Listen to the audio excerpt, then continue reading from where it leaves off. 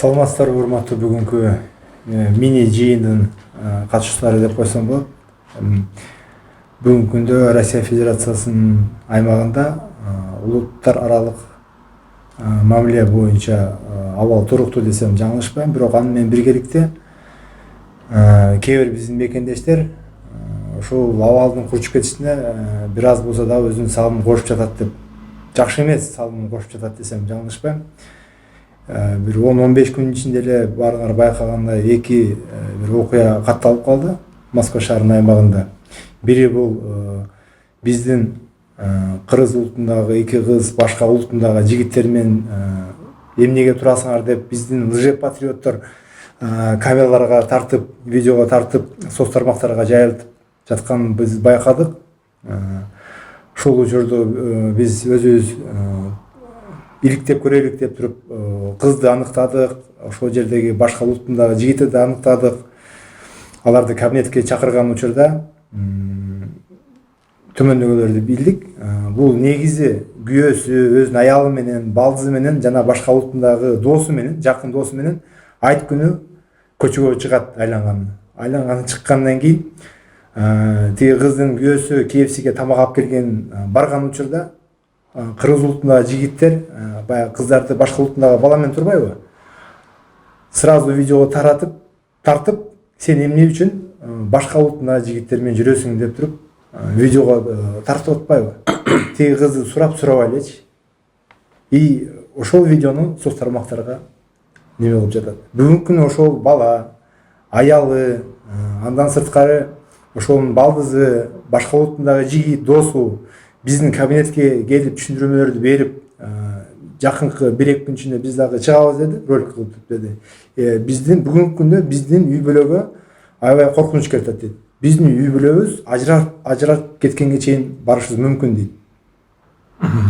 Бул биринчи көйгөйүбүз, бул биринчи проблемабыз. Андан сырткары билесиңер, могу кечээ эле 18-нен 19 караган түнү Москва шаарынын бир чайканасында кайра эле биздин кыргыз улутундагы жигиттер биздин улутубузга кызга эмне себептен сен башка улуттундагы жигиттер менен жүрөсүң, алар менен иштейсиң деп ошонун артынан бир аз мушташ болуп кетти.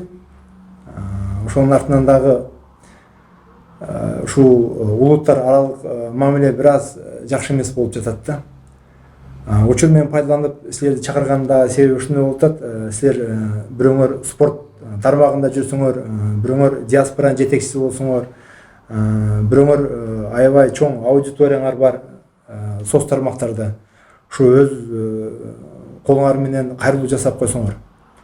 Биринчиден биз башка мамлекеттин аймагына жүргөндөн кийин мусафирбиз, бардыгыбыз. Ушул жердин мыйзамын, тартибин сактоого милдеттүүбүз. Бир нерсе кылаардан алдын 7 жолу ойлонуп туруп, анан бир кадам жасашыбыз керек болду. Биздин кыймыл аракетибизден башка биздин мекендештерибиз зыян тартпаш керек. Бүгүнкү күндө биздин Россия Федерациясынын ички иштер министрлигинин көз карашы өзгөрүлүп кетиши мүмкүн. Себеби бул бир эле Москва шаарында эмес, Россия Федерациясынын аймагында аябай көп улут жашайт. Буларга бизге дагы тынчтык керек. Аталган эми Кыргызстанда башка мамлекеттин өз арасы келишпеген нерсени бул жерде чечилбейт. Бул сүйлөшүүнүн негизинде дипломаттар, башка мамлекеттин, биздин мамлекеттин жетекчилиги отуруп сүйлөшүүнүн негизинде чечиле турган маселе. Ошон үчүн силерге дагы бир жолу кайрылып кетем. Өзүңөрдүн аудиторияңарга кайрылып айтып, биздин мекендештерге, жаштарга, каны суюк жигиттерге туура түшүндүрүүнү сунуштап кетет. Андан сырткары айтып кеттим, баягы 10-15 күн ичинде эле эки окуя болду. Эки окуя тең кыздар менен байланыштуу окуялар болуп калды. Биздин лжепатриоттор, коркоктор деп айтып койсом болот.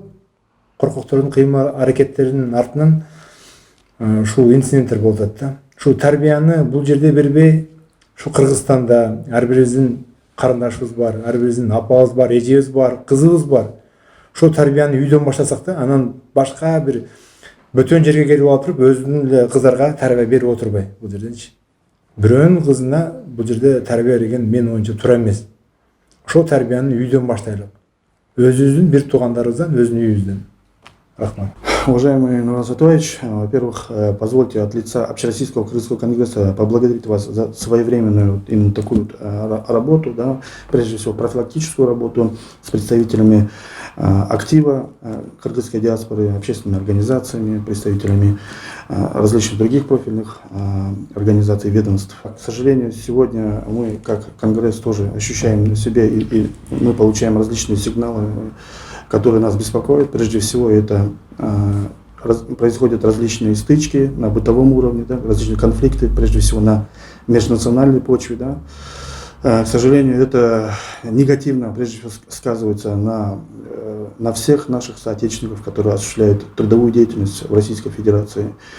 Сейчас, насколько мы понимаем, и органы МВД Российской Федерации реагируют на этот вопрос. К сожалению, страдают многие другие наши сограждане, которые именно под вот этим вот, ну, извините меня за выражение, соусом сейчас выдворяется спецприемник, да, в Сахарово. Значит, мы, в свою очередь, сейчас тоже организуем большую именно информационную работу, для того, чтобы доносить для наших соотечественников, не поддаваться различным эмоциональным провокациям, которые сейчас происходят в социальных сетях. Да. И очень надеемся, прежде всего обращаемся к нашим соотечественникам, да, не поддаваться провокациям, особенно на межнациональной почве. К сожалению, это произошло после последних событий на таджикско-кыргызской границе. Но хотелось бы призвать, что всех, кто действительно обеспокоен этим вопросом, сейчас на межгосударственном уровне, в рамках дипломатических каналов этот вопрос отрабатывается. К сожалению, как бы вы не хотели бы, вы никак не сможете повлиять на эту ситуацию. Поэтому всех призываем к спокойствию, помнить о том, почему вы приехали в Российскую Федерацию, прежде всего для того, чтобы обеспечить свои семьи, помогать вашим родителям.